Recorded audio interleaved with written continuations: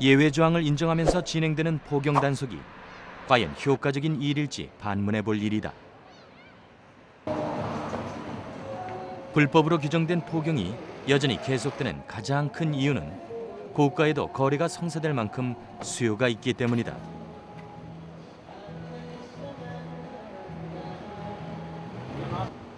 고래 음식 전문점이 빽빽하게 자리 잡은 장생포. 포경이 금지된 지 24년이 지났지만 고래고기가 판매되고 소비된다. 대부분 수십 년째 고래고기를 팔아온 음식점. 포경 금지 이전에 형성된 고래 음식점에선 고래고기를 찾는 사람들의 발길이 여전하다.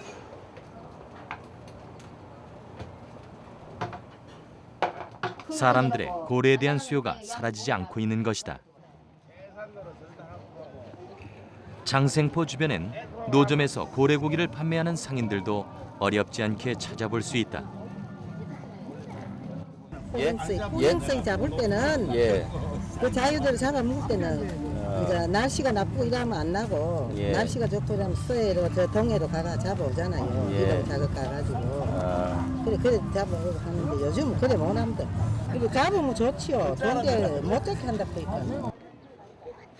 포경 금지로 유통량이 줄기는 했지만 수요 자체가 완전히 사라지지는 않은 것이다. 포경을 허용하자는 주장은 어민들 사이에서도 점점 커져가고 있다. 취재 도중 다른 고기를 잡는 그물에 걸려 잡혔다는 돌고래 해체 현장을 확인할 수 있었다. 길이 1m 남짓한 돌고래. 불법 포획이 아니라는 점이 입증되면 간단한 신고 절차를 거친 고래는 잡아올린 어민의 의사대로 처리할 수 있게 된다. 덩치는 작지만 이빨이 발달한 돌고래는 다른 고기를 먹이로 삼아 살아가는 육식류. 덩치 큰 수염 고래들이 플랑크톤이나 새우를 먹는 것과는 대비된다.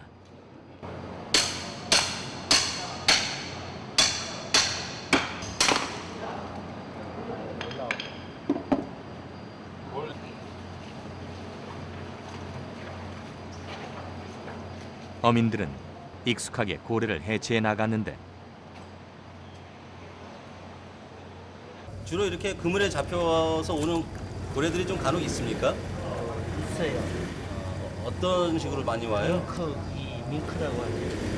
이건 조그만 거고 큰 거. 돌고래가 주로 먹는 게 뭐예요, 그럼 어르신? 오징어하고 멸치야. 오징어하고 멸치 주로 많이 먹어요? 큰 거 얼음도 해야 되니까. 해체된 고래의 위 속에서 확인된 먹이들은 오징어와 작은 생선류였다.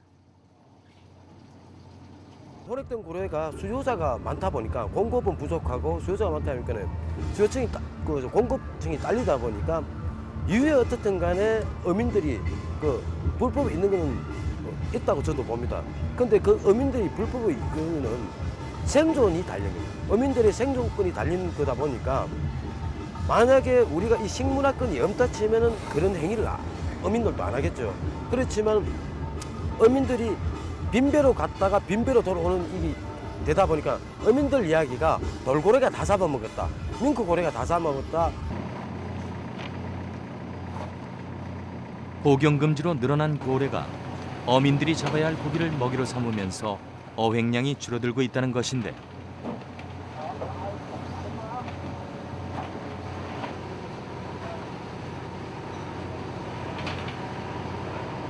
떼지어 나타납니다. 그러니까 막 마리수는 잘 수 없고 막 떼지어 갖고 나타났다가 그래 하니까 고래가 있으면 내려고 막 모인 어군도 다 흩어져 버리기가 고기가 그러니까 작업하는데 막 이 생선이 어획량이 좀 작아지는 거지. 육식고래의 중요한 먹이인 멸치의 경우 어민들은 고래 증가로 인한 영향을 체감하고 있다고 주장한다.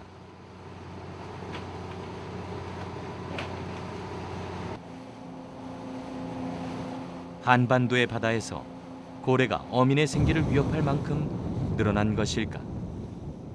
조업이 진행되고 있는 현장을 찾았다.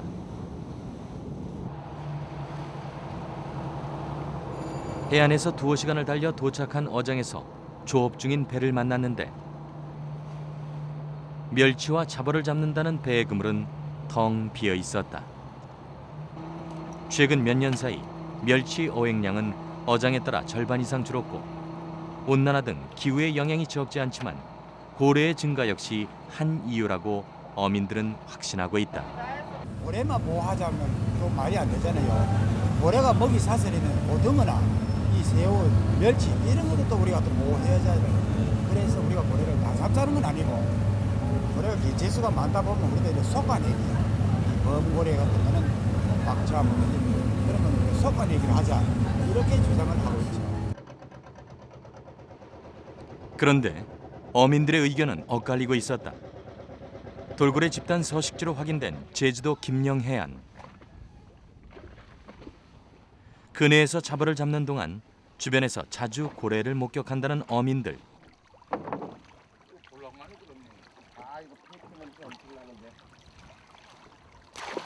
조금 지나면요, 이 빨간 국물하고 파란 국물 겹치는 데가 있어요.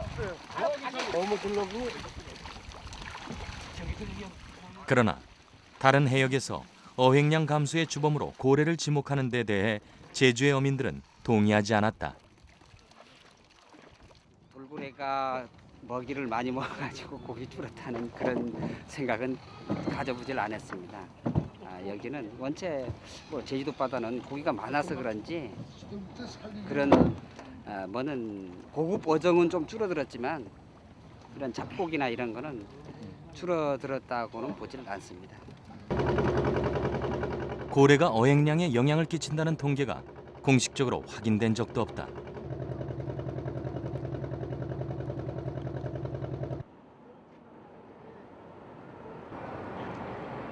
포경 논란이 거세지면서 그린피스까지 나섰다. 그린피스가 한반도 주변의 고래 개체수를 조사한 것인데 포획이 허용돼도 좋을 만큼 늘어난 것인지 객관적인 확인을 시도한 것이다. 레인보우 와로, this is Korea Coast Guard. Come in, please.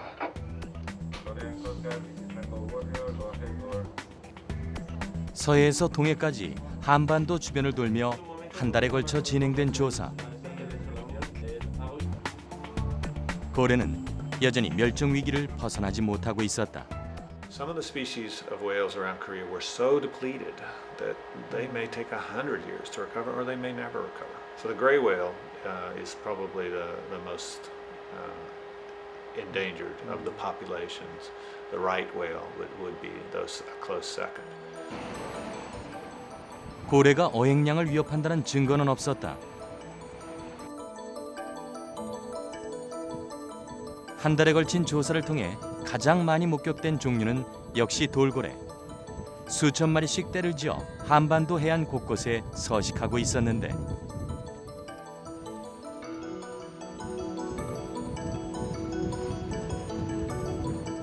그러나 불법 포획의 집중 대상인 밍크고래는 보호 이전보다 줄어들고 있었다. But it's predicted that the J stock of minke whales is decreasing.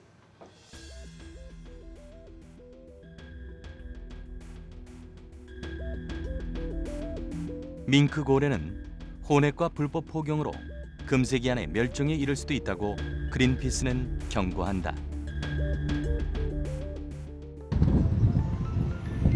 한반도 고래에 대한 국내의 연구는 이제 시작 단계다.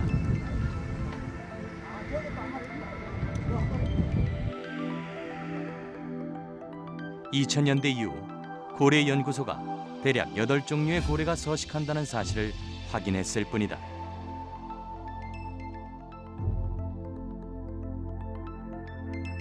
개체 수에 대한 제대로 된 조사는 아직 시작되지 않은 상태.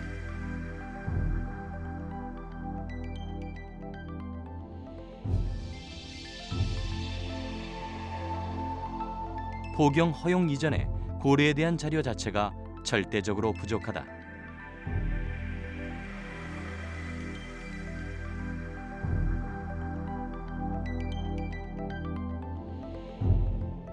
돌고래류가 아닌 대형 고래류는 밍크 외에는 대부분 거의 나타나지 않습니다. 어쩌다 나타나는데 그게 1년에 한두 번 정도일 정도로 굉장히 이제 숫자가 거의 다 줄어버렸고요.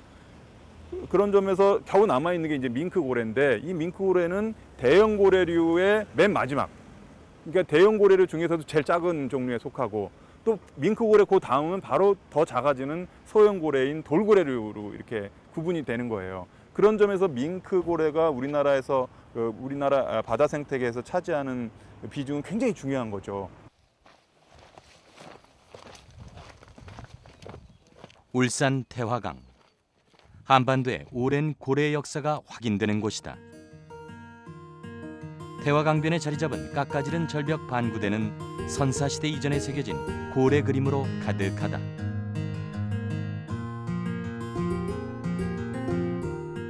수십 종이 넘는 고래 모양이 빼곡하게 새겨져 있고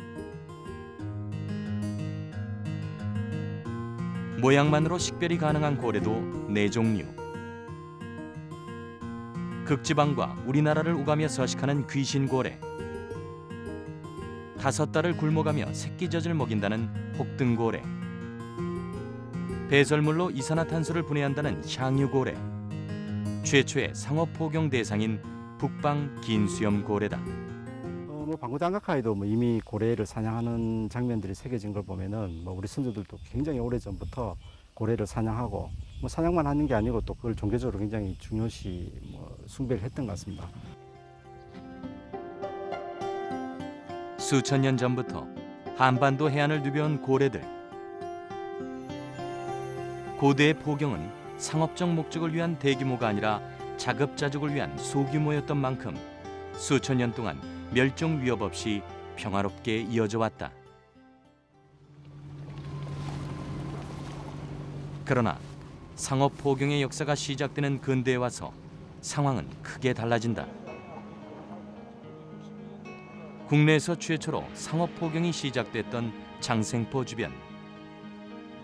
포경이 금지되던 1986년까지 대규모 포경이 진행되어 온 것이다. 식용뿐 아니라 산업자원으로 활용을 위해 고래가 포획됐던 흔적이 남아있다. 여기 고래를 삶던 가마솥인데 여기 것은 이제 먹기 위한 수단보다도 고래 기름을 추출하기 위한 가마솥이었거든요. 여기서 고래를 삶아가 부산물 기름을 추출해가지고 그 기름을 화장품이나 석탄과 석유 에너지가 본격화되기 이전 산업화에 필요한 모든 에너지와 물자를 공급하는 재료로 활용됐던 것이 바로 고래.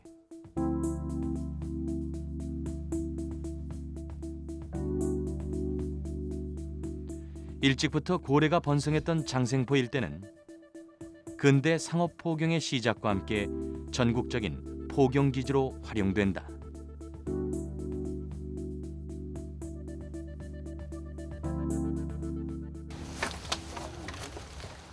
이 상자들이 바로 일본으로 바로 가는 상자입니다. 일본은 그때 전략 수출을 했거든요. 일제 건물 안에 그대로인데 이 상자들이 그때 포경 금지하고 남은 부산물들인데 일본 수출용 박스입니다. 국내 고래 수요는 물론 일본으로의 수출 물량까지 감당하면서 멸종을 초래할 만큼의 대규모 고래 포획이 이어졌는데 한반도 고래의 멸종에 가장 큰 영향을 끼친 것은 다름 아닌 일본이었다. 한국의 근대 포경사라고 하는 것은 이제 일본이 가지고 들어왔다고 해도 과언이 아니죠. 사실 그 이전에 그 19세기 말에 러시아 그 포경 회사가 일부 아주 짧은 시간에 한국 그 장생포에 사업장을 만들었던 적이 있습니다만, 그럼 러일 전쟁 이후에는 일본이 독점을 하게 됐고, 그 일본 포경 회사에 의해서 이제 한국 근대 포경이 시작된 건데. 고래의 생존을 위협하는 대규모 상업 포경을 시작하고 주도한 것이 바로 일본. 20세기 초반 한반도에서의 포경을 기록한 일본 책자엔 당시까지도 한반도 바다가 고래로 풍성했다는 것을 확인해준다. 한반도 앞바다에서 일본이 진행한 포획 통계엔 약 3년 동안 대형 고래만 200여 마리를 잡았다는 기록도 있다.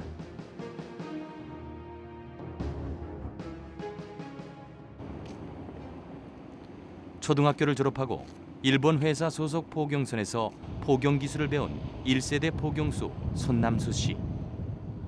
광복 이전까지도 풍성했던 고래의 추억을 기억하고 있다.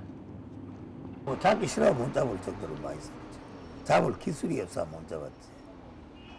주로 어떤 고래들이 많이 창고래, 민크고래는 그때 잡지도 안 하고 요새 말하는 창고래도 뭐 억수로 많이 썼고.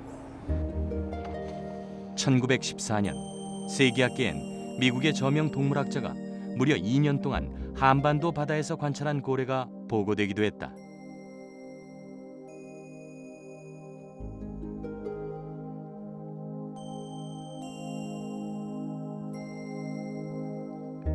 귀신처럼 재빨리 나타났다 사라진다는 귀신고래는 20세기 초반까지도 한국 바다에 수백 마리씩 떼를 지어 목격됐다. 50년도 그때는 귀신고래가 좀 많이 있었지. 많이 있었는데 그 후에는 많이 없고 마지막 귀신고래가 봄에 이어서 이제 철이 아닌데 봄에 올라가는 거를 이제 잡았거든. 그게 마지막이지. 그때 그에 한 두세 마리 봄에 올라가는 거 잡고 그때가 마지막이지 싶어. 극지방과 한반도를 오가며 한 해를 보내는 희귀고래인 귀신고래는 발견 지역인 한국이 학명에 인용돼 세계학계에 알려졌다. 한국고래, 귀신고래는 울진 암각화에도 새겨져 있을 만큼 오래전부터 한반도에 머물렀지만 상업 포경 시작과 함께 불과 몇십 년 만에 사라졌다. 전 세계적으로 생존이 확인된 귀신고래는 이제 극지방에 사는 100여 마리. 1900년대 일본에 의해 1000마리가 넘게 남획되며 한반도 귀신고래는 멸종 위기로 치달은 것이다. There are almost no whales left. The whales in Korean waters need complete and total protection if there's going to be any possibility of them recovering, and Korea once again having the gray whale swimming by its shores and all the other species of whales. So the Korean gray whale basically hangs on by a thread at the present moment, and there's only about 130 of them left. 더 이상 귀신고래를 볼 수 없게 되고 난 후인 1960년대에 들어서야 고래들이 오가던 바다가 천연기념물로 지정됐다.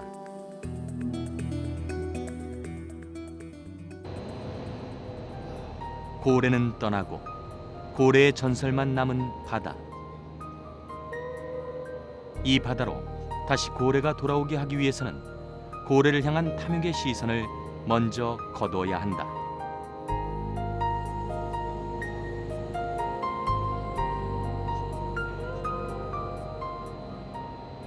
IWC에서 그 유일하게 허용하는 것 중에 하나가 소위 원주민 포경이라고 그래가지고요. 알래스카 같은데 그런데 옛날부터 고래를 먹이로 먹었던 사람들에 한해서 1년에 뭐 몇 마리씩 잡아서 먹도록 그런 게 이제 생존 포경이라고 하는 그런 게 있습니다. 근데 우리나라의 울산이나 포항이나 이런 데서는 생존 포경이 아니에요. 그걸 먹기 위해서 하는 게 아니고 그걸 잡아서 팔아가지고 돈을 만들겠다는 거죠. 지난 4월 한 환경단체가 국내 고래고기 유통에 대한 불법 밀수 의혹을 제기했다.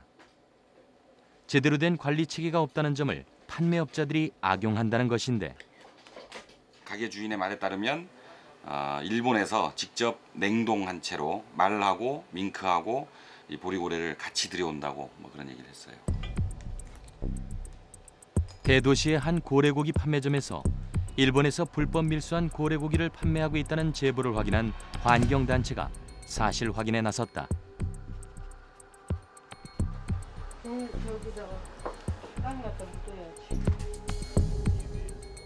일본의 불법 포경을 고발해 주목받은 영화 제작에도 관여했던 전문가도 참여한 조사였다. 한국 유통고래와 일본 고래 유전자를 비교했는데 분석 결과는 동일했다. 고래 밀수가 확인된 것이다. The minke whale from Japan could be one of two species. Could be the North Pacific minke or could be the Antarctic minke. If it's Antarctic minke, again, it'd be very obvious that that's not here legally because there's no Antarctic minke in the coastal waters of Korea. Similarly, if it's a sei whale, it'll be quite clear that it's illegally imported from Japan, from the scientific whaling, because there are no sei whale. None have been reported in Korean coastal waters. 국제포경위원회로부터 과학적 연구를 전제로 부분적인 포경을 인정받은 일본. 이 조항을 악용해 식용고래 포경도 시도하고 있는데 바다 오염이 심각해지면서 수온이 허용치의 수백 배까지 축적된 고래가 포획되고 있고 국내로까지 유통되고 있다. 산모들의 경우는 산모 자신들보다는 태아가 더 문제가 되는데요. 수은이 단백질의 그 메치오닌 내지는 거기 설파이드라고 하는 그거랑 붙어 있어서 그 단백질의 경우 그 뭐 필수 아미노산 같은 그런 경우에는 엄마보다는 태아가 더 필요로 하는, 결국 수은의 경우에는 그 엄마의 몸에서 태아의 몸 쪽으로 넘어가는 이제 그런 현상이 일어나게 되는데요. 엄마에서는 증세가 안 나타났더라도 태아는 그러니까 태중 수은 중독이 되게 되면은 아주 심한 뇌병변이 오게 됩니다. 1950년대 수은 중독 물고기가 생명을 위협했던 미나마타 병이 수은 중독 고래를 통해 한반도에서 재현될 가능성마저 제기된다.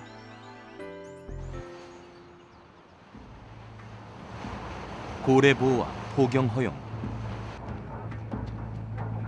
쉽게 사그러들지 않는 논란의 한 해답을 제주도에서 확인할 수 있다.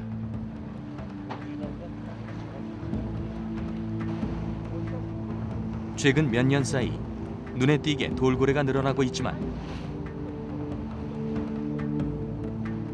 고래를 잡자는 주장 대신 고래를 제대로 보호하자는 주장이 제기되고 있다. 고래 소문을 듣고 찾아오는 관광객도 조금씩 늘고 있다. 해안 인근의 해산물을 놓고 고래와 어민, 해녀들 사이에 갈등도 일어나지 않고 있다. 고래 출몰이 해산물 수확에 큰 영향을 끼치지 않는다고 어민들과 해녀들은 확신하고 있다.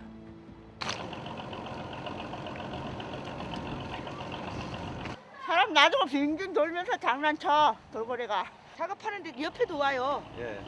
옆에 오면은 물날로 가라. 물날로 가라. 무서우니까. 어느 본 상황 피해는 저 사람한테 피해는 안 주는데.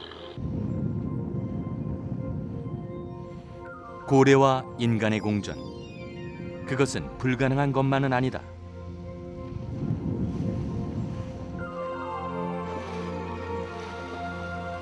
제주바다 김녕의 돌고래와 어민, 해녀들과 평화로운 공전은 고래를 둘러싼 그간의 오해를 풀어내고 있다.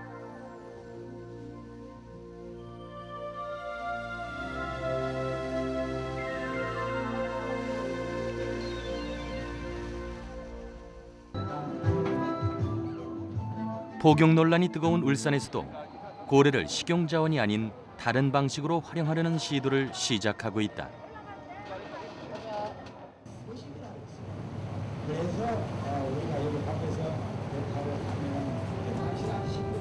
지난해부터 시작된 고래 관광. 고래가 자주 목격되는 곳으로 노선을 정해 일주일에 3일 동안 운행하고 있다.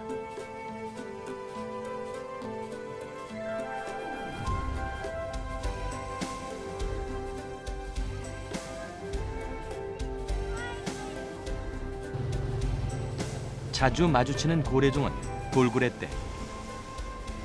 거침없이 사람들 근처로 다가온다.